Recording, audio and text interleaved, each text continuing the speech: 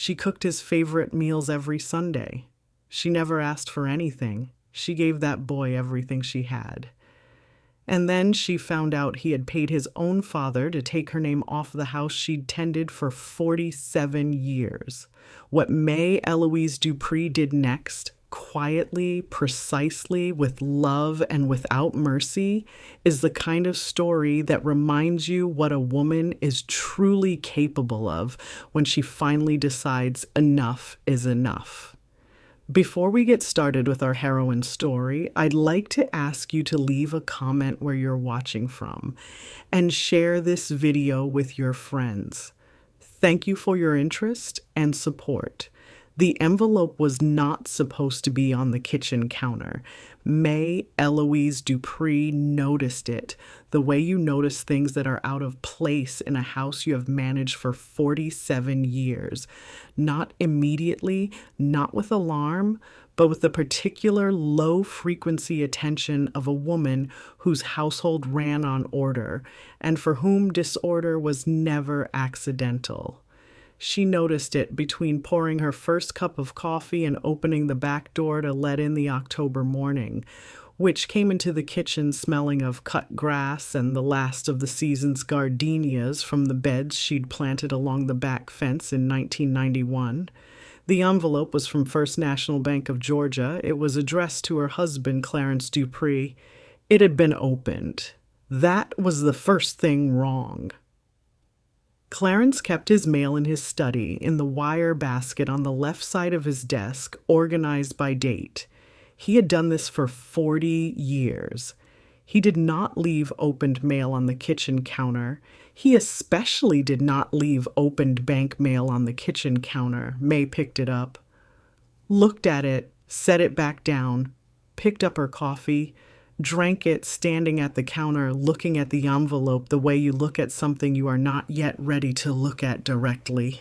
Clarence was still upstairs. She could hear the shower running, that particular pressure and rhythm of water that she had memorized without meaning to, the way you memorize everything about a person you have lived beside for 47 years. The shower meant she had 15 minutes before he came down, before the Saturday routine began. His eggs, her toast, the Atlanta Journal-Constitution divided between them, the comfortable silence of two people who have long since said everything urgent and are now simply present in each other's company. She loved those mornings. She had loved them for decades. They were, she had thought, the proof of something, that a life built carefully, quietly, with attention and fidelity, accumulated into something real, something that held. She picked up the envelope again. Inside was a bank statement, a savings account she had not known existed, in Clarence's name only. The balance was $120,000. She read it again, set it down, read it a third time. The shower was still running upstairs. I'm going to ask you to stay very close to Mae right now, because what she did in the next 30 seconds tells you everything you need to know about who she is, and everything you need to know about what this story is really about. She did not panic. She did not cry.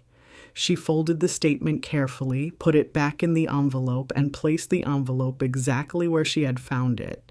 Then she finished her coffee, rinsed the cup, dried it, put it back in the cabinet, and then she sat down at the kitchen table and waited for her husband to come downstairs. Because Mae Eloise Dupree had not survived 61 years of black womanhood in Atlanta, Georgia, by responding to information before she had all of it. And she did not have all of it yet. But she was about to get it. Lord have mercy, she was about to get every last piece. The house on Cascade Road had been in Clarence's family since 1968, when his father, a man named Walter Dupree, who had built a modest but real fortune in commercial cleaning contracts across Fulton County, had purchased it as a statement of arrival. It was not the largest house in Cascade Heights, that neighborhood of Atlanta's black professional class where doctors and lawyers and educators had built their version of the American dream with the particular determination of people who knew exactly what it had cost to get there, but it was substantial. 4 bedrooms, a wraparound porch, a formal dining room with crown molding, a back garden that Mae had transformed over the decades from a neglected patch of Georgia clay into something that the women of Wheeler Avenue Baptist called Mae's Paradise, with a reverence that pleased her more than she usually admitted. Walter Dupree had left the house to Clarence in 1989. Clarence had added Mae's name to the deed the year they married, 1977, without being asked, a gesture she had never forgotten, not because it was legally significant, but because it told her something about the man she was marrying. "This is yours too," the gesture said. "What I have, we have." That had been the foundation. 47 years of a life built on that foundation. The house had 3 stories now. They'd added the 3rd floor in 2003 when Deshawn had come back from Atlanta University with a business degree and ideas about converting the attic into a proper suite. They'd done it for him. Because that's what you do for your children when you have the means and the love. And because Deshawn had been, or had seemed to be, the kind of son who made such investments feel worthwhile. He was their only child. That fact had shaped everything about how they loved him. With the concentrated, undiluted intensity of parents who have put all their parental love into one vessel, and therefore filled it fuller than vessels are sometimes meant to be filled. Mae had known that. She had worried about it, in the abstract way that mothers worry about things they cannot quite name. She had told Clarence once, when Deshawn was in his 20s and already showing the particular entitlement that comes from being the sun around which a family orbits. "We love him right, Clarence, but we need to make sure we're not loving him wrong." Clarence had laughed. "Chile, that boy is fine. You worry too much." She had let it go. She had loved Deshawn with everything she had. She had been his mother in every sense of that word. Not just birth and upbringing, but advocacy, protection, sacrifice, presence. When his first business failed, she had not said, "I told you so." When his marriage ended, she had held her tongue about the ways she'd seen it coming. When he'd needed money 3 times in the last decade for amounts that she had not asked Clarence to account for in full because she had not wanted to know the total. She had said nothing, because he was her son, and you do not put a price on your children. She was beginning to wonder, sitting at the kitchen table with the October morning coming through the back door and the sound of Clarence's shower shutting off upstairs, whether she had made a mistake in that accounting. Not about the love, never about the love, about the silence. There were 3 things Mae Dupree was going to find out before this week was done. The first was where that $120,000 had come from. The second was where it had been going. And the third, the one that would change everything, was why her husband had been too afraid to tell her. We're going to get to all 3. Stay with me. Clarence Dupree came downstairs at 8:14, which was 4 minutes later than usual, and Mae noted the 4 minutes the way she noted the envelope, without comment, without alarm, with the careful attention of a woman whose love had always expressed itself partly as observation. He was dressed for a Saturday at home. Khaki trousers, a pressed blue shirt, the brown leather slippers she'd given him for his birthday 3 years ago that he wore until she threatened to throw them away, and then wore some more. 67 years old, silver at the temples, still carrying himself with the upright bearing of a man who had been an engineer for 32 years and believed that posture was a form of character. She had always loved the way Clarence moved through a room, with a kind of quiet deliberateness, as if he'd decided in advance where everything was and was simply confirming it. He came to the kitchen, saw her at the table, saw the envelope. His step didn't falter. She had to give him that, but something moved through his eyes, fast, barely visible, the way a shadow moves across water. And she caught it because she had been watching his eyes for 47 years and she knew every weather that passed through them. "Morning," he said. His voice was easy. Too easy, in the way of a man who has rehearsed easy. "Morning," she said. "Your eggs are on the stove. I made them the way you like." He glanced at the envelope, looked away, poured his coffee. She waited. He sat down across from her, picked up the newspaper. She watched him not read it. "Clarence," she said. "That envelope's been sitting there since I came down." A pause, not long, controlled. "I must have left it there last night. I'll take it to the study. You opened it already." "Yes." "So you know what's in it." "May, I looked at it." She said it plainly. She was not going to perform ignorance she didn't have. $120,000 in an account I didn't know about. I'd like you to tell me what that is." Clarence set down the newspaper. He looked at his coffee. He looked at his hands, those careful, precise engineer's hands that had fixed every broken thing in this house for 40 years, that had held her hand in the delivery room when Deshawn was born, that had folded over hers at her mother's funeral and said without words, "I am here, I am here, I am here." He looked at her, and in his face she saw something she had never seen there in 47 years of marriage. She saw shame, not guilt. She'd seen guilt before, the small domestic guilt of a man who forgot an anniversary or said the wrong thing at the wrong moment. This was different. This was the deeper, structural shame of a man who has done something that violated his own understanding of himself and has been living in the shadow of that violation and is now sitting across the kitchen table from the person he wronged. "How long have you known?" he asked. "Since this morning." He nodded, looked back at his hands. "I was going to tell you." "When?" A long pause. "I don't know." She was quiet. The October morning moved through the back door. Somewhere in the garden, a bird she couldn't name was doing something persistent and musical in the gardenias. "Deshawn came to me in March," Clarence said. His voice had changed.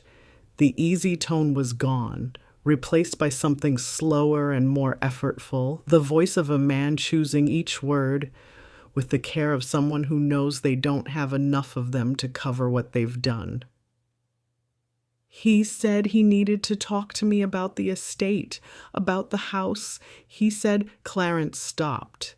"He said he'd been doing some financial planning and that he said he was worried about what would happen to the house after we were gone, about inheritance taxes, about the cost of maintaining it, about—" "Clarence." He stopped. "Tell me the true part," she said, "not the part he told you to believe. Tell me what actually happened." Another silence, the longest yet. "He offered me money," Clarence said, "to change the will, to take your name off the house and leave it entirely to him." The kitchen was very quiet.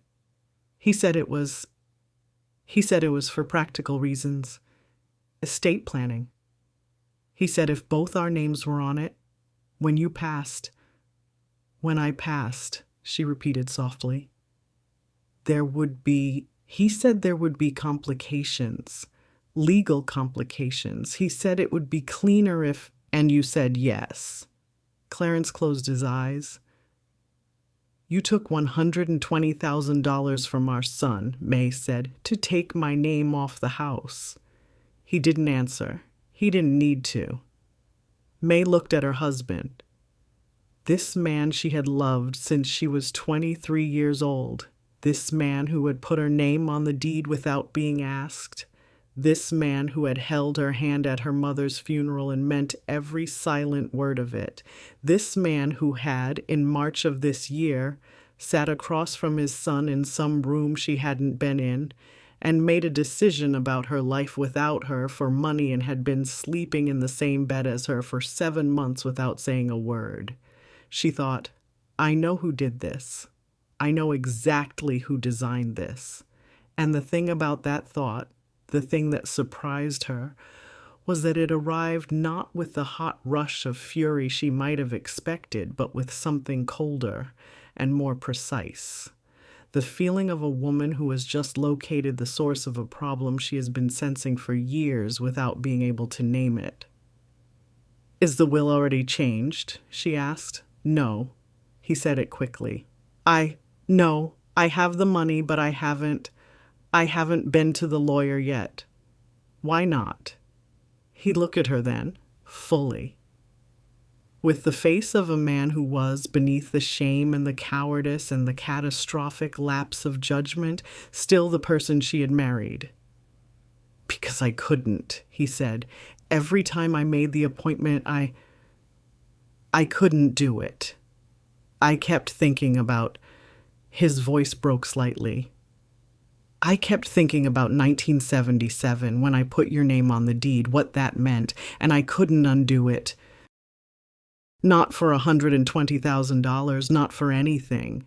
Mae looked at him for a long time. But you took the money, she said. Yes. And you said nothing to me for 7 months. Yes. She stood up, carried her plate to the sink, stood there for a moment with her back to him. Eat your eggs, Clarence, she said. They're getting cold. We'll talk more this afternoon. He said nothing. She heard him pick up his fork. She stood at the sink and looked out at the garden, at the gardenias, at the beds she'd been tending for 30 years, at the back fence and the oak tree beyond it that was older than the house, and older than any of the decisions being made inside it. She was not going to cry. Not yet. Not here. Not in front of the eggs and the October morning, and the husband who had failed her in a way she hadn't yet decided how to measure, but somewhere below the stillness something had cracked. Not her love. She examined it carefully and found it damaged but present. Not her will. Certainly not her will. What had cracked was the last illusion she had been quietly maintaining, that her son, for all his faults, would never aim himself directly at her. Now she knew different, and that knowledge was going to change everything about what happened next. Deshaun Clarence Dupree had been a beautiful baby. Mae knew that was an odd place to start when she was trying to understand how her son had become a man who paid his father to erase his mother from a deed, but she had learned in 71 years that you cannot understand where a person ends up without understanding where they started. And Deshaun had started beautiful. Wide, dark eyes, round cheeks, the kind of laugh that made strangers stop and smile. He had come into the world wanted, loved, and surrounded by a house that was already full of everything a child needed to feel that the world was safe and that he was its center. That last part, she thought now, standing at her bathroom mirror upstairs while Clarence ate his eggs in the quiet kitchen below, that last part may have been the problem. She was not going to take the blame for her son's character. She was clear on that. She had loved him well.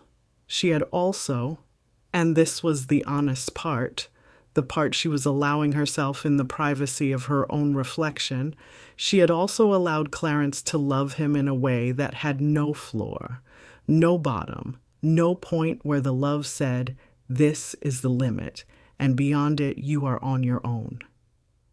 Deshaun had failed upward his entire adult life, and the floor beneath each failure had been this house, this family, this mother's silence, and this father's checkbook. The first business, a restaurant in Buckhead that closed in 14 months, had been funded largely by Clarence, who had called it an investment and never mentioned the amount again.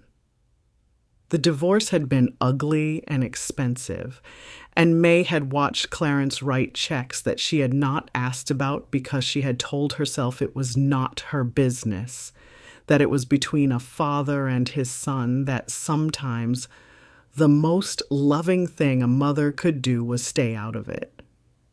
She had been wrong about that last part. She saw it clearly now.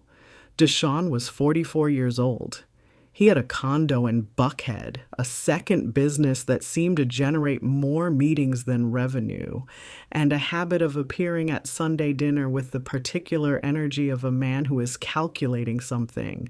She had noticed the calculation for years, the way his eyes moved around the house during those dinners, cataloging, assessing.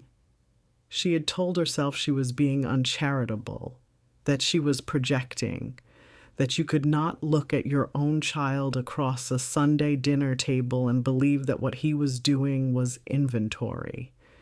She had been wrong about that too. In March, while she had been at a 3-day church retreat in Savannah, the annual Women's Fellowship retreat she attended every year, the one where she sang and prayed and sat on the back porch of a rented house with Deloe and 3 other women she had known for 30 years and remembered every time what her life looked like from the outside. In March, while she had been in Savannah, her son had sat down with her husband in this house and put a number on her. $120,000. That was the price Deshawn Dupree had decided his mother's name was worth removing. She stood at the bathroom mirror and let herself feel that fully. Not as an abstraction, not as a legal or financial fact, but as the thing it actually was. Her child, the person she had carried and delivered and nursed and driven to school and sat up with, through fevers and failures and heartbreaks. Her child had decided that she was worth $120,000, not to have, to remove. She thought about the house, the wraparound porch where she had sat with every phase of her life, young bride, new mother, middle-aged woman, grandmother in waiting, the garden she had built from clay, the dining room where she had served Sunday dinner to this family for 43 years, where she had set the table and cooked the food and held the occasion together with the invisible labor that women perform so consistently it becomes eventually invisible even to themselves. She thought about what it would mean to be removed from the deed of that house, not just legally. She was a practical woman and she understood wills and estates and what it would mean financially if she outlived Clarence, which statistically she was more likely to do. She thought about what it would mean in the way that matters before the legal meaning, that her son had looked at this house, this life, this marriage, and had decided that she was the removable part. Not Clarence, not the legacy, her.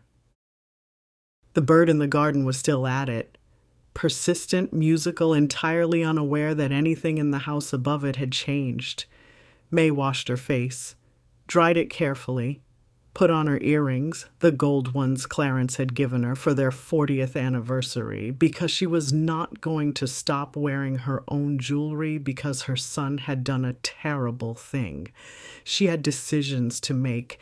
She was not going to make them in a bathrobe without her earrings. In the grip of the first shock, she was going to make them as herself, fully and completely as herself. There were people who were about to learn exactly who that was. I told you this story was not what you thought it was. You're starting to see why, but we're not even close to the part that will shake you. Stay with me. She invited Deshawn for Sunday dinner. She called him herself Saturday afternoon while Clarence was in the study with the door closed. She could hear him in there, the particular silence of a man sitting very still with something heavy. She called from the kitchen, standing at the counter where the envelope had been that morning, her voice warm and entirely normal. "Baby, come for dinner tomorrow. I'm making your favorites." Deshawn said yes without hesitation. Of course he did. Sunday dinner at his parents' house was, for him, what it had always been. A place of abundance and welcome, and a mother who cooked, and a father who wrote checks, and a house that would, when the time came, be entirely his. He didn't know that she knew. She intended to keep it that way. For now. She spent Saturday afternoon cooking, which was what Mae Dupree did when she needed to think. Not the performative cooking of someone keeping busy, but the real kind, the deep kind, the kind where the rhythm of the work, the knife on the board, the roux building slow in the cast iron, the particular smell of a pot coming to its first simmer, organized her thoughts the way other people organize theirs with silence or prayer or long walks. She cooked and she thought, and by the time the sun went down on Cascade Road, she had a plan. It was not a plan for revenge. She wanted to be clear about that to herself first and eventually to everyone else.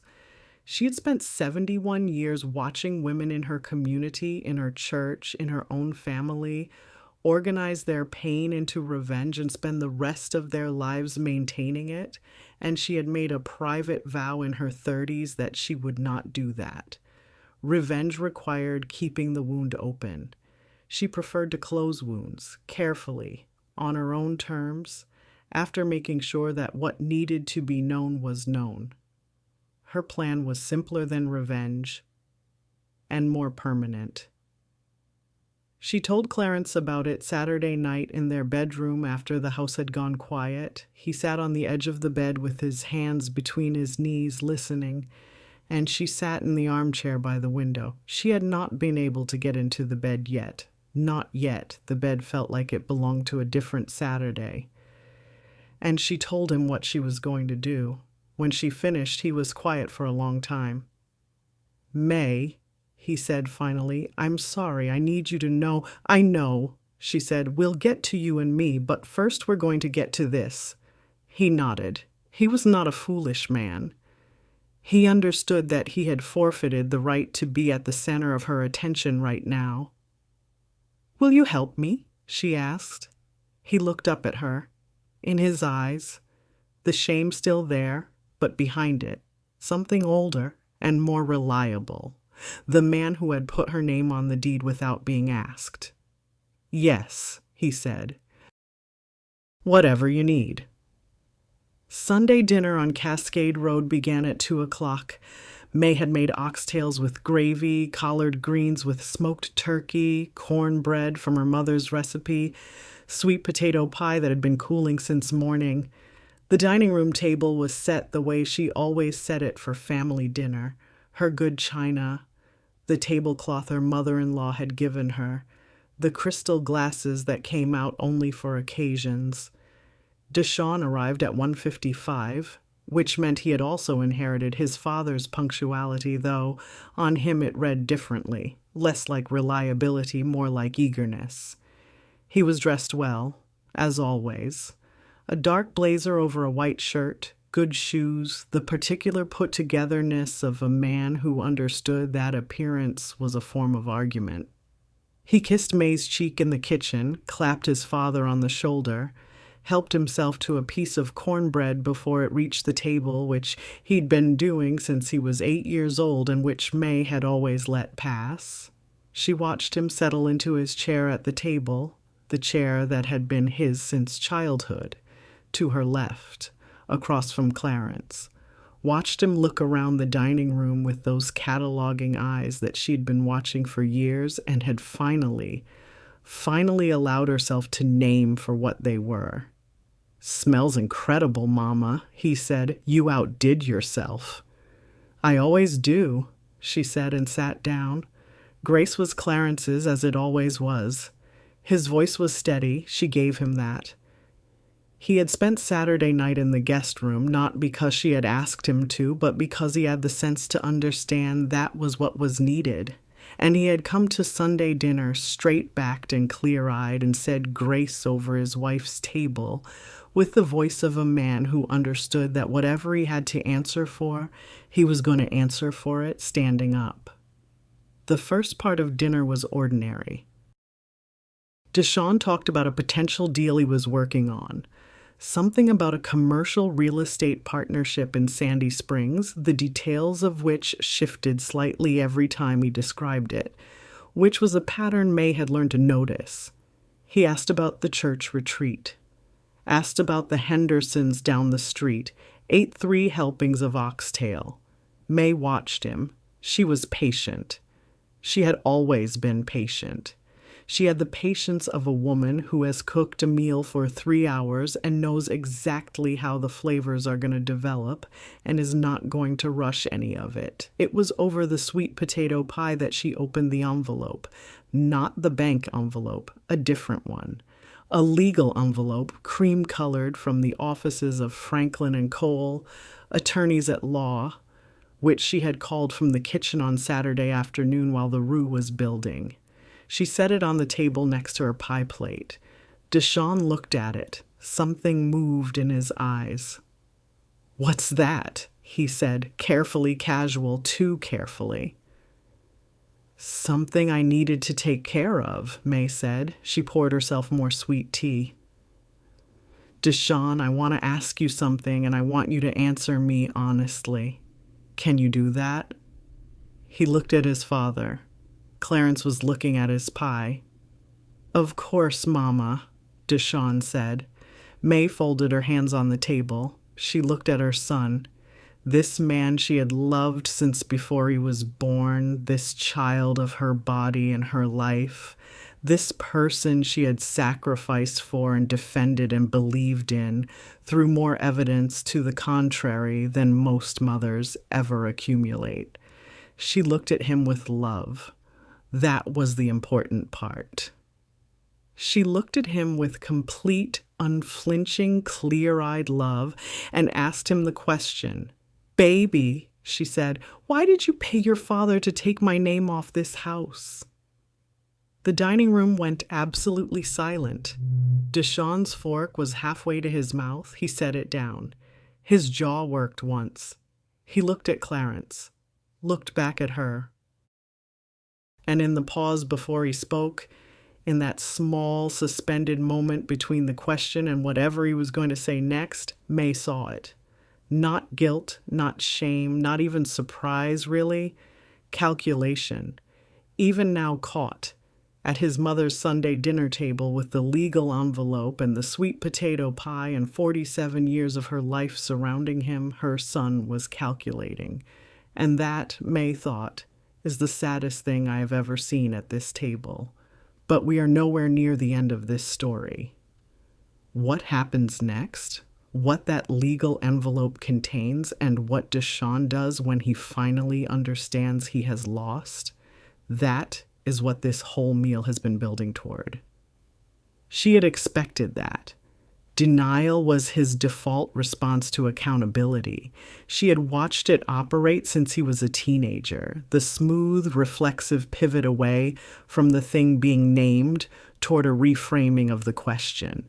He was good at it. He had always been good at it. Part of her had, in his earlier years, quietly admired the skill. The way you can admire something in your child even when you know it is going to cause problems eventually. "Mama, I don't know what Daddy told you, but I think there's been a misunderstanding." "Deshawn." Because what we were discussing was estate planning, which is something every responsible family should. "Deshawn." Her voice did not rise. It never rose. That was the thing about Mae Dupree. She had never needed volume. She had always had presence, which is a different thing and considerably more effective. "Your father told me himself. This morning. I have seen the bank statement. I know the amount. I know the month. I know what you asked him to do." Silence. "Now I'm going to give you one opportunity to speak to me honestly," she said. "Not to explain, not to reframe, honestly. And if you can't do that, then we can skip to the part where I show you what's in this envelope." Deshawn looked at Clarence again. Clarence looked at the tablecloth. She watched her son make his calculation, watched him run through his options like a man sorting cards. And she felt something complicated move through her when she saw it, something that was grief and recognition and the particular exhaustion of a mother who has loved a difficult person for 44 years. She watched him choose the version of honesty that was designed to sound like honesty while being something else. "I was trying to protect the asset," he said. "The house is It's worth over $1 million now, Mama. Do you understand what the estate taxes would look like if..." "Who told you to worry about estate taxes on a house that neither of your parents has died in yet?" He blinked. "I have been healthy," she said, "for 71 years. Your father has been healthy for 67. We have a will. We have an estate attorney. His name is Gerald Franklin, and I have been seeing him since 1998, which is something you would know if you had ever asked about your parents' legal affairs, instead of simply deciding to manage them yourself." Another silence. "The real question," Mae said, "is not estate taxes. The real question is why you needed your name to be the only name on this house before we were gone. And I think you and I both know the answer to that." Deshawn said nothing. For the first time in the meal, he had nothing to say. "You needed it because you have debt," she said quietly, "and the house is collateral." The color changed in his face. She had not been certain about this part. It had been a piece of reasoning she had worked through Saturday night, lying awake in the armchair by the window while Clarence slept in the guest room. But she had been doing math of her own, and the math had a logic to it, and the logic led to a place she had not wanted to go, but had gone anyway because she was Mae Eloise Dupree, and she had not survived 71 years by refusing to follow the logic where it led. "How much?" she asked. He was quiet for a long time, long enough that the question almost expired. "$380," he said finally, almost inaudible. $380,000, she said. It's structured debt. It's not..." "Deshawn." He stopped. "Your father gave you $120,000 of our money," she said. "Money that he took from an account I didn't know about, which means money that came from somewhere in our shared finances that I'm going to be asking about separately. And you used that money, or were going to use it, as part of a plan to put this house in your name alone so that you could use it as collateral for your debt." He didn't deny it. The dining room was very quiet. The oxtails had gone cold. The sweet potato pie sat untouched. 47 years of Sunday dinners in this room, Mae thought, and this was what it had been building toward. This silence, this table, this sun. "Open the envelope," Clarence said. It was the first thing he had said in 40 minutes. His voice was quiet and final.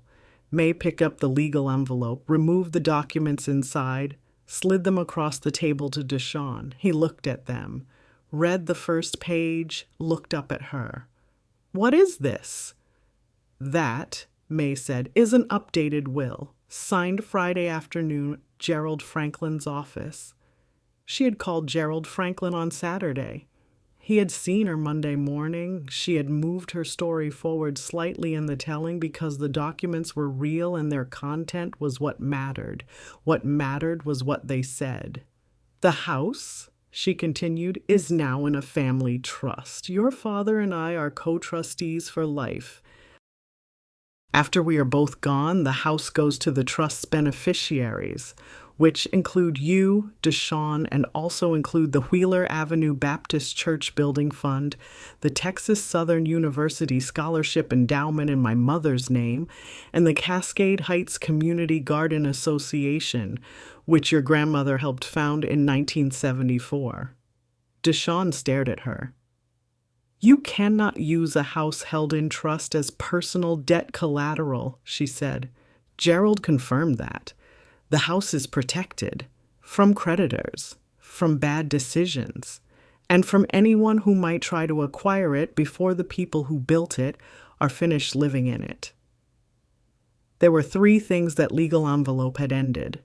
The first was Deshawn's plan, the second was Clarence's secret, and the third, the one that mattered most, was Mae's 44 years of silence about her son. She sent Clarence to the kitchen, not unkindly. She touched his arm as she said it, and he understood, and he went. She heard him begin to clear the dishes, the familiar sounds of a man making himself useful in the only way available to him. She and Deshawn sat alone at the table. This was the part she had been preparing for, not the legal envelope. That was logistics, that was protection, that was a practical woman solving a practical problem. This was the other part, the harder part, the part that logistics couldn't do. I'm not going to talk to you about the money, she said, or the house, or the debt. We've covered that. He was still looking at the documents. She waited until he set them down and looked at her.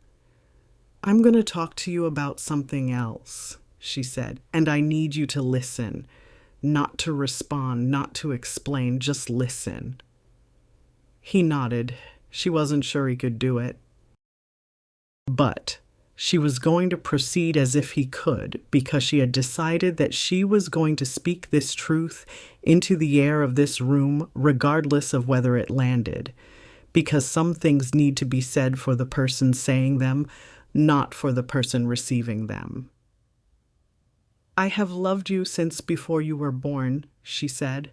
I have loved you with everything I had, and I want you to understand that what I am about to say comes from that love, not from anger. I am not angry at you, Deshawn. I want you to hear that clearly because I know you're waiting for the anger, and I'm telling you it's not coming. He was watching her with an expression she hadn't seen on his face since he was very young, unguarded, uncertain, the boy underneath the businessman. What I am, she said, is sad, and I want to tell you why. She folded her hands.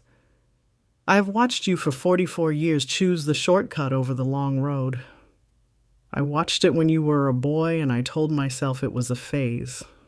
I watched it when your business failed and you didn't ask what went wrong. You just asked your father for money to start another one. I watched it in your marriage. I am not going to detail what I saw there, but I saw it. And I watched it in March when you came into this house and decided that the fastest way to solve your problem was to make your father complicit in erasing your mother. Deshawn's jaw was tight. You didn't come to me, she said. You have never come to me. Do you know why I think that is? He said nothing. Because you knew I would say no. You have always known that I would say no to the things that were wrong. And so you worked around me. Your whole life you worked around me. Well, because it was easier than changing course. And your father, she paused. Your father loves you in a way that made him weak when it came to you. That's his failure, and he's going to answer for it. But you knew about that weakness, and you used it, and that is yours. The kitchen sounds had stopped. Clarence was listening, she knew, from the other side of the door. Here is what I want you to understand, Mae said. I am not removing you from my life. I am not removing you from this family. You are my son, and that does not change. But I am changing what I will and will not do. I will no longer be silent about things I see. I will no longer let your father absorb the consequences of your decisions alone, and I will no longer allow you to treat this house that your great-grandfather built a legacy to make possible, that your grandmother maintained, that I have tended for 47 years as a financial instrument. She picked up the legal documents, squared them neatly, put them back in the envelope. "The trust is done," she said. "It cannot be undone. The house is protected." "And the money?" he said. His voice was rough. "The 120,000 goes back to the account your father took it from," she said. "Gerald is handling the documentation. It'll be done by the end of the month. And if I can't, Deshawn," she looked at him, "that is your problem, not mine, not your father's, yours. You are 44 years old. It is time." He looked at her. This woman in her Sunday church dress with her gold earrings and her mother's tablecloth and the remains of a meal she'd spent 3 hours cooking for a son who had tried to erase her. He looked at her and she watched something move through him, something slow and painful, and she thought, she hoped, something real. "I'm sorry, Mama," he said. She looked at him for a long moment.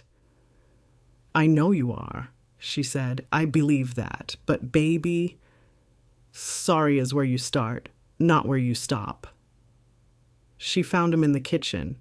He had washed all the dishes, every pot, every pan, the good china hand-washed and set in the rack. The counters were clean, the table wiped down, the leftover food put away in the containers she kept in the second cabinet from the left. He had done the kitchen the way he did everything, thoroughly, quietly, without being asked. It was the most Clarence thing he could have done in that moment, and she stood in the doorway for a moment looking at him and felt the full, complicated weight of 47 years pressed down on her chest.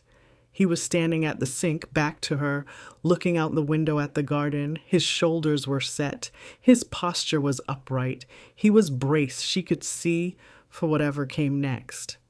"He's gone?" Clarence said without turning. "Yes." "How did he?" "He cried a little, not performance, real." She came into the kitchen, stood beside him at the window. They both looked at the garden, the gardenias, the late-season roses, the oak tree beyond the fence. "He's going to have to work it out himself. We can't do it for him." "No," Clarence said, "we can't." They stood in silence for a while. The October evening was coming in through the back door, cooler than the morning had been. The light on the garden was going gold. "May," he said. "Not yet," she said. He was quiet.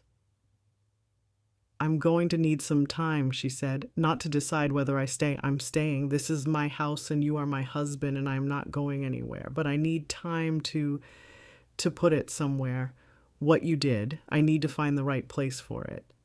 "I know," he said. "You're going to have to earn your way back to where we were," she said. "Not by grand gestures. You know I don't need grand gestures, by being the man I married in the small things, every day for as long as it takes." "I know," he said again. "And Clarence." She turned to look at him. He turned to look at her. His eyes were full. She had seen Clarence cry exactly 3 times in 47 years, at their wedding, at Deshawn's birth, and at her mother's funeral. He was closer to a 4th than he had been since 1997. "I need you to understand something. I am not angry that you were weak. I have been weak too, in my own ways, about our son. What I need from you is not to be weak again. Not about this, not about him. Can you do that?" "Yes," he said. And this time she believed it. Not because it was easy to believe, but because she had spent 47 years learning the difference between the things Clarence said and meant and the things he said and hoped, and this was the first kind. She turned back to the window. "The gardenias need cutting back," she said. "I'll do it this week," he said. "I know you will," she said. They stood there together in the kitchen of the house that August Watkins had not been able to get a loan for and had bought outright anyway, in the last of the October light, with the garden her mother-in-law had started and the bougainvillea. No, that was a different story, she reminded herself, almost smiling at the thought. With her own gardenias going gold in the evening, and she let herself feel the full weight of the day. The envelope on the counter, the bank statement, Clarence's shame, Deshawn's calculation, the legal documents, the conversation at the dining table that she had been building toward, without knowing it, for 44 years. She let herself feel all of it. And then she let it settle, not disappear. She was not the kind of woman who confused settling with disappearing. She let it settle the way sediment settles in water, down to the bottom, where it becomes the ground you walk on rather than the cloud you move through. That was the difference, she thought, between the women who got buried by what happened to them and the women who didn't, not strength. She had always been suspicious of the word strong as applied to Black women, the way it was used to make endurance sound like a superpower rather than a response to a lack of other options. Not strength, architecture, how you built the interior of yourself around the things that happened to you. She had built well. She was not finished building. There is one more scene, the most important one. And it happens 6 weeks from now in this same kitchen on a Tuesday morning in December when the phone rings and the voice on the other end changes everything she thought she knew about the shape of this story.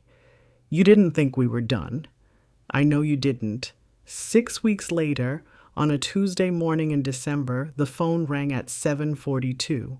Mae was in the kitchen, coffee on, the journal Constitution open to the crossword, the December morning coming gray and mild through the back door. Clarence was upstairs. They had been sleeping in the same bed again since the second week of November, which had happened without announcement or ceremony, the way the most important things tend to happen between people who have been together long enough to know that some thresholds don't require speeches. It had not been easy, these 6 weeks. She had not expected it to be. There had been nights when she had lain awake in the dark and felt the full size of what had happened. Not just the deed, not just the money, but the 7 months of silence. The mornings he had come downstairs and poured his coffee and said morning in that easy, rehearsed voice, and she had not known, and the particular vertigo of realizing that you can be wrong about the texture of your own daily life. She had felt that vertigo, she had let herself feel it, and then she had gotten up, made the coffee, and continued. Clarence had done, as he had promised, the small daily things. He had cut back the gardenias. He had driven her to her Bible study without being asked and waited in the car reading.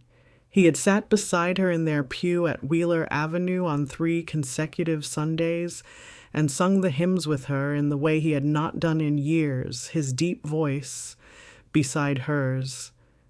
And she had felt something that was not yet forgiveness, but was in the same neighborhood. The money had been returned to the account. Gerald Franklin had overseen it. The trust was established and secure. She had not spoken to Deshawn since Sunday dinner. He had called twice. Once the week after, once the week after that. She had let the calls go to voicemail and had listened to the messages carefully, the way she listened to everything carefully, and had heard in them the thing she was waiting for. Not just apology, but evidence of motion. He had, according to the second message, engaged a financial advisor to address the debt. He had, he said, been honest with the advisor about how it had accumulated. Something in his voice when he said honest suggested it had not been easy. He had also said at the end of the second message something that she had replayed 3 times. "I keep thinking about what you said, Mama. That sorry is where you start, not where you stop. I'm trying to figure out what the next step looks like. I'll let you know when I know." She had put the phone down after the 3rd replay and sat with it for a long time. That, she had thought, sounds like my son, the actual one, the one underneath. She had not called back yet. She was not ready, but she was closer. The call on Tuesday morning was not Deshawn. It was a woman named Patricia Cole, assistant to Gerald Franklin. Her voice was professional and kind, with the particular warmth of someone who delivers news for a living and has learned to calibrate tone with precision. Mrs. Dupree, I'm calling about the trust documentation. There's one additional item Mr. Franklin needs your signature on. He can see you Thursday if that works. But also, a brief pause, the kind that carries weight. He asked me to let you know that he did some additional research on the property as you requested, and he found something. He'd like to discuss it with you in person, but he wanted you to know in advance that he said to tell you it's good news. Mae set down her coffee cup. What kind of good news? He'll explain it fully on Thursday, but in brief, there's an easement on the property from 1974 that was never properly recorded. And what that means for the trust's value is... Patricia paused again. He said to tell you it means the house is worth considerably more than the current appraisal, and that the trust structure you set up protects that value completely. Mae was quiet for a moment. Mrs. Dupree, are you still there? I'm here, Mae said. Tell Mr. Franklin Thursday at 10 works fine. She hung up, sat at the kitchen table, looked at the December morning coming through the back door. Then she did something she had not done since the Saturday morning 6 weeks ago when she had found the envelope on the counter. She laughed. Not loudly. Mae Dupree did not do anything loudly, but fully. The deep, private laugh of a woman who has just received confirmation of something she already knew in her bones. That this house, this ground, this life she had built and defended and refused to surrender was worth more than anyone who had tried to diminish it had ever understood.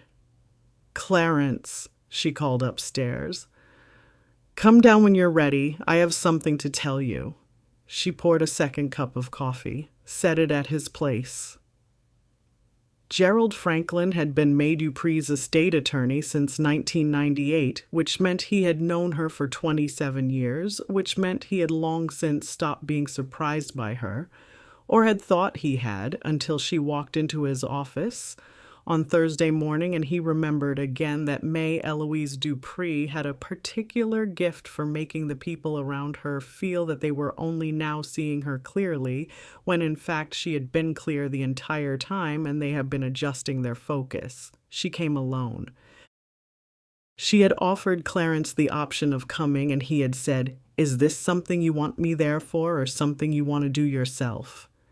And she had paused, genuinely considering it, and said, "Both."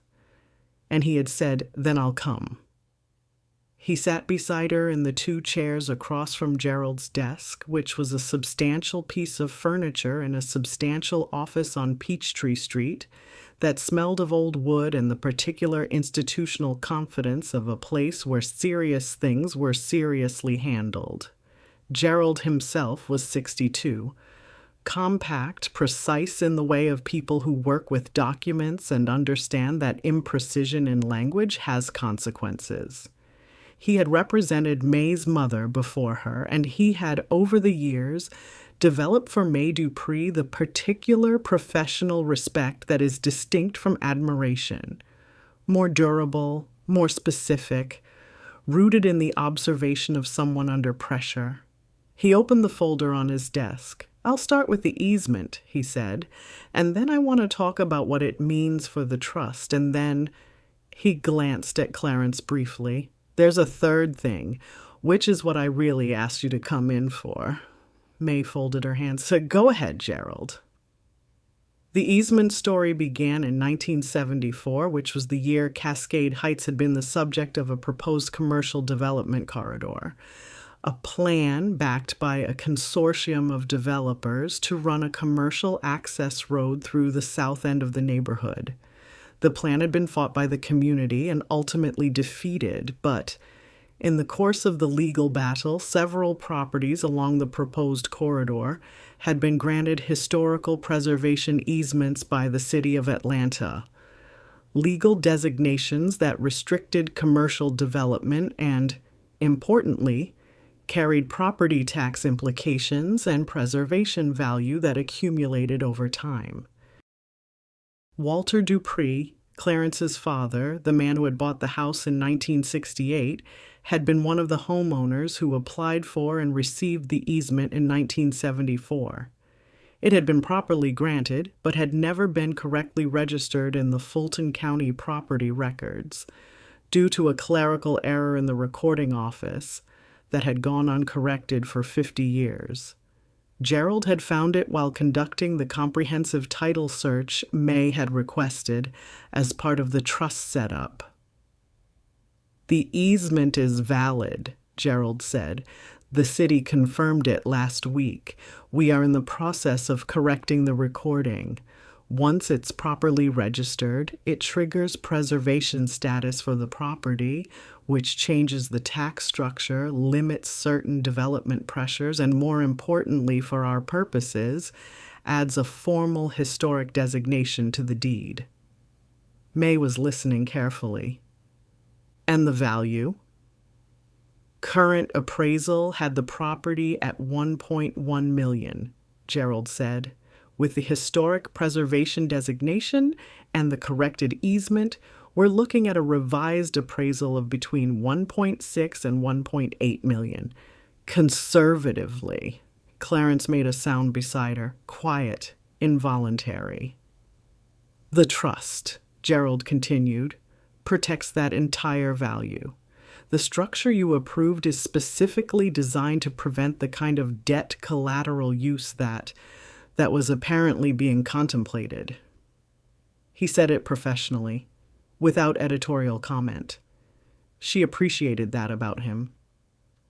No creditor can touch it. No individual trustee can unilaterally encumber it. It is, for all practical purposes, protected in perpetuity. Mae nodded slowly. "Walter Dupree applied for that easement in 1974. He did. He never knew it hadn't been properly recorded. Almost certainly not. These clerical gaps are not uncommon in records from that era, particularly—" He paused with the particular pause of a lawyer choosing words. "Particularly in records pertaining to properties in predominantly black neighborhoods during that period. The recording office's error rate in those files was not random." Mae looked at Clarence. He was looking at the folder on Gerald's desk with an expression she recognized. The expression of a man thinking about his father, about a man who had bought a house for cash because nobody would loan him the money, who had fought for his neighborhood in 1974, who had left a legacy that was larger than anyone had known. "Walter knew what that house was worth," she said quietly. "He did," Clarence said. His voice was thick. "He just didn't know the paperwork agreed with him." Gerald allowed the moment. Then, "There's the third thing." He opened a second folder. "When I was conducting the title research, I found a second document. Filed in 1989, the year Walter Dupree died and the property passed to Clarence." He slid a copy across the desk. "It's a letter of intent. Not legally binding in its current form, but historically significant. Walter had been in preliminary discussions with the Cascade Heights Community Land Trust about donating a preservation covenant on the property. He never completed the process, but the letter of intent names his intentions explicitly." Mae picked up the copy. "Read it." Walter Dupree had written, in 1989, in language that was plain and direct and entirely like what she knew of him from Clarence's stories. "This house was bought with the labor of my hands and the labor of my father's hands, and was meant to stand as proof that we were here, that we built something, and that what we built cannot be taken. I want the record to show that." She read it once, read it again, looked at Clarence. He had his hand over his mouth. She reached over and put her hand on his arm, and he covered it with his own, and they sat like that for a moment in Gerald Franklin's office on Peachtree Street while the December morning went on outside. "The letter of intent," Gerald said gently, "has no legal force. But I thought you should have it. It belongs with the trust documents." "Yes," Mae said, "it does."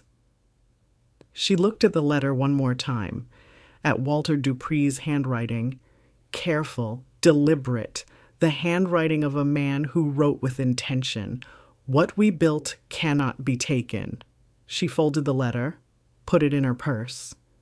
"Gerald," she said, "put the Community Land Trust on the list of trust beneficiaries.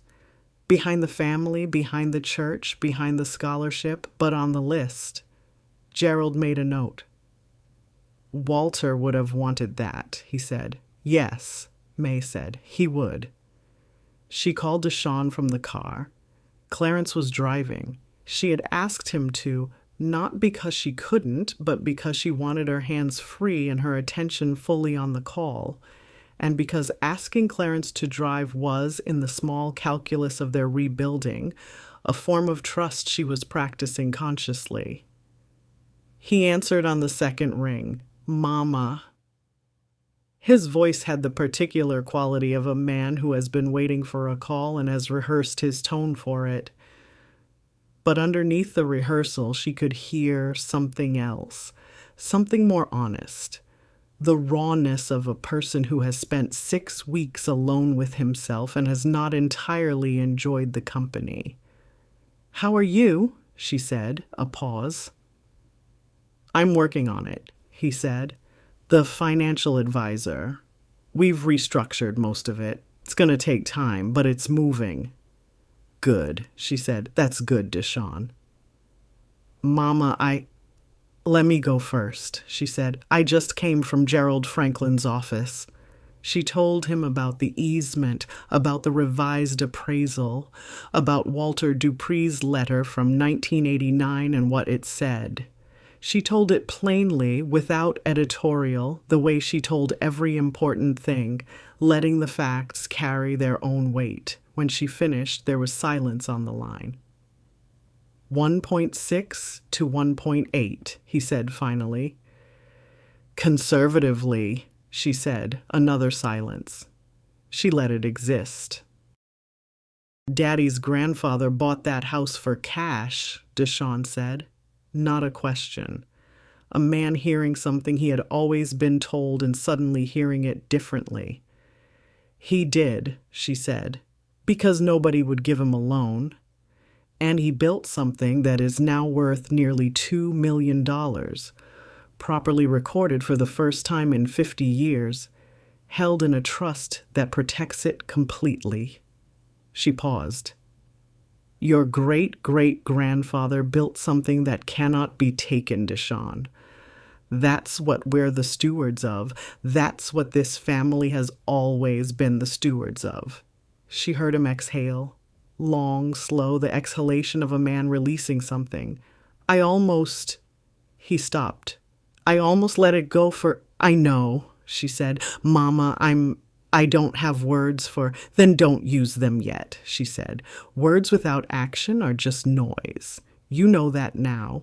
Do the work. Pay your debts. Come to Sunday dinner when you're ready. And I mean ready, Deshawn. Not when you want to pretend Sunday dinner is the same as it was. Come when you're ready to sit at that table as the man you're building yourself into." "How will I know when that is?" he asked. She thought about it. Looked out the car window at Atlanta passing, the December streets, the bare trees, the city her family had helped build. "You'll know," she said, "when you stop asking me." A beat, then, "Yes, ma'am." "I love you," she said. "That hasn't changed. It's not going to change. But love without accountability is just sentiment, and I am done with sentiment." "Yes, ma'am," he said again. She heard in it something she hadn't heard in a long time, not the easy, automatic yes ma'am of a man performing deference, the slower, harder kind, the kind that costs something. She hung up, looked out the window. "How'd he take it?" Clarence said. "Like a man," she said, for once. Clarence was quiet a moment. Then, "May, I know I don't—" "Clarence, I know I don't have the right to say this yet. Clarence." She turned to look at him. "Drive. We'll talk tonight. There's a pot roast in the slow cooker, and I need you to bring in the last of the gardenias before the temperature drops." He nodded, eyes on the road, but she saw the corner of his mouth. "Yes, ma'am," he said, and she faced forward. And she let herself smile, small, private, entirely her own. Deshawn came on a Sunday in February. He called the Thursday before and asked, not assumed, not announced, but asked, which Mae noted precisely and without comment. He arrived at 1:58, as he always did, and he was dressed simply. A sweater, dark trousers, good shoes, but not the blazer, not the armor. She noticed the absence of the armor. He came through the front door and into the kitchen and kissed her cheek, and then stood in the kitchen looking at her with the particular expression of a man who is in the presence of someone he has wronged and is not pretending that he hasn't. "Smells good," he said. "Sit down," she said. "Peel those sweet potatoes." He sat at the kitchen counter and peeled sweet potatoes the way she had taught him to do it when he was 10 years old. Long strokes, all the way down, not losing any of the flesh to excessive caution. She watched him do it correctly and felt something move through her chest that was warm and old and entirely uncomplicated. They did not talk about the house. They did not talk about the trust or the money or the October Sunday.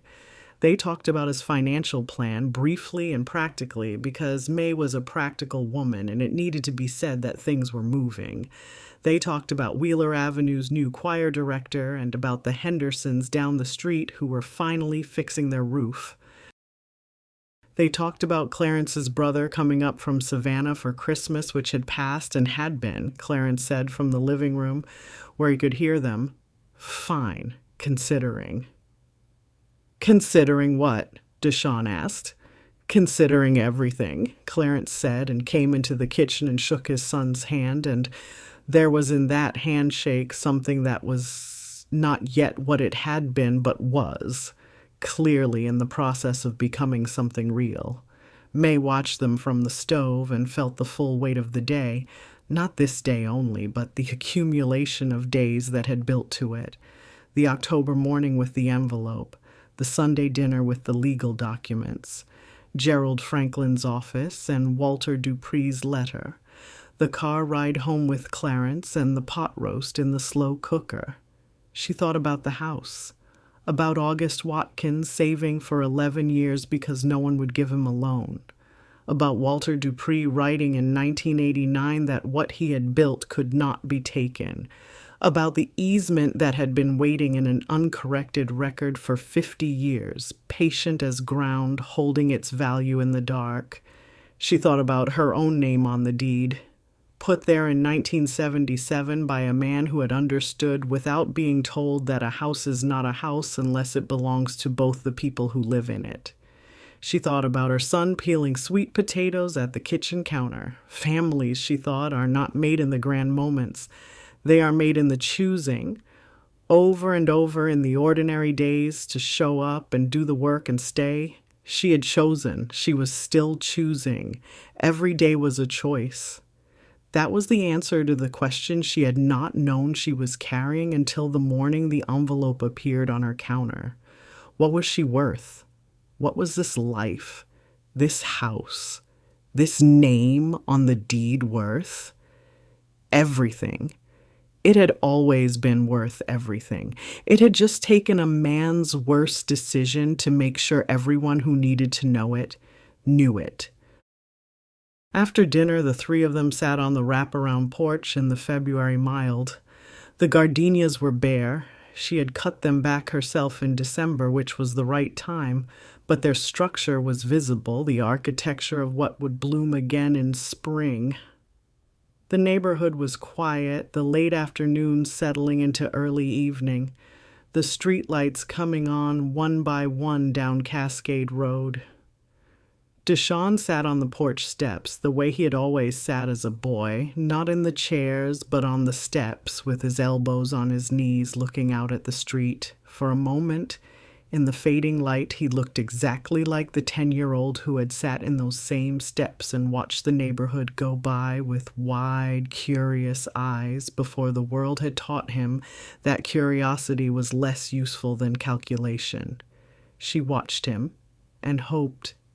Not naively, not sentimentally, but with the realistic, informed hope of a woman who had lived 71 years and knew that people could change, slowly and imperfectly, and not completely, but genuinely. She hoped that somewhere in the reckoning of these weeks, her son had found his way back to that boy. Not to stay there. You couldn't stay in the past, and she would not have wanted him to, but to remember that the boy had existed, that before he had learned to calculate, he had known how to feel. "It's a good house," Deshaun said, looking out at the street. "It's a great house," Mae said. "It's a Dupree house," Clarence said. Deshaun looked back at them, something in his face, quiet, undefended. "Yeah," he said, "it is." Mae picked up her sweet tea, looked out at Cascade Road, at the neighborhood her family had helped make, at the February evening coming in soft and gray and mild. There is a thing that happens, she thought, when a woman stops being afraid of what she might lose and starts being certain of what she has. It doesn't look like victory from the outside. It doesn't announce itself. It looks like a woman on a porch with her sweet tea and her husband beside her and her son on the steps below in the ordinary light of an ordinary evening. But inside, it feels like the ground itself confirming. You are here. You have always been here. Nothing they did could move you. Walter Dupree knew that. He put it in a letter in 1989 and left it in a file where it waited 50 years to be found. Mae Eloise Dupree knew it too. She had known it the morning she found the envelope on the counter and did not panic. She had folded the statement, put it back, rinsed her cup, dried it, put it in the cabinet, and sat down to wait. A woman who knows what she is worth does not run. She waits. She prepares. She moves with precision and love and the particular clarity of someone who has spent a lifetime building something real on solid ground. And then when the time comes, she simply shows what was there all along. Spring came to Cascade Road the way it always did, without announcement, without permission. The gardenias simply began again the way gardenias do. First the green, tentative and precise, then the white, extravagant and absolute, filling the backyard with the smell that Mae had loved since childhood, that her mother had loved before her. That was, by now, as much a part of her understanding of home as the crown molding in the dining room, or the weight of the front door, or the particular sound the third porch step made when you stepped on it wrong. She was in the garden on a Saturday morning in April when Camille called. Not Deshaun's Camille. There was no Camille in Deshaun's life anymore. That chapter had closed years ago. This was a different Camille entirely. The daughter of Mae's closest friend at Wheeler Avenue, a young woman of 38 who had grown up in this house the way neighborhood children do when a family's door is always open, who called Mae Aunt Mae, and who had for the last several years been quietly and competently managing the Wheeler Avenue Baptist Church's Community Outreach Fund. "Aunt Mae," Camille said, "the scholarship board met yesterday." Mae straightened up from the gardenia bed, trowel in hand. "And?" The first three recipients were selected. Texas Southern, all three of them. They want to know if you'd come to the announcement ceremony in May to say a few words about your mother. Mae was quiet for a moment. The scholarship, the one she had added to the trust's beneficiary list, the one in her mother Viola's name, the one that would fund economics students at Texas Southern for as long as the trust held, had been funded from the difference between what the house had been appraised at before the easement and what it was appraised at after. Not all of it. A portion. A real and substantial portion. 3 students, first generation, economics. Her mother's name on the award letter. "Tell them yes," Mae said. "Tell them I'll be there." She hung up, stood in the garden with her trowel. The April morning was warm and clear, the kind of morning that made Atlanta look like a promise kept. Clarence was inside. She could hear the radio, the Saturday morning news, the familiar sounds of a man making coffee in a kitchen they had shared for 47 years and would, God willing, share for more. They had rebuilt slowly and genuinely, the way structural repair actually works. Not with a single dramatic moment, but with the accumulation of days, each one a small act of choosing the other, until the choice became so habitual it was simply who they were again. It was not the same as before October. She had accepted that it would not be. Before October had its own architecture, built on things she had not fully seen. This was something different. Less innocent, perhaps, but more solid. The kind of structure that has been tested and knows its own strength. Deshawn had come to Sunday dinner 3 more times since February, each time a little less armored, each time a little more present. The debt was being addressed, slowly, systematically, without dramatics, which was the only way Mae had ever respected any work getting done. He had not asked for anything.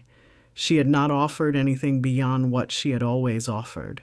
Her table, her food, her presence, her love, which was and had always been real, and which was now, finally, offered without the buffer of silence between them.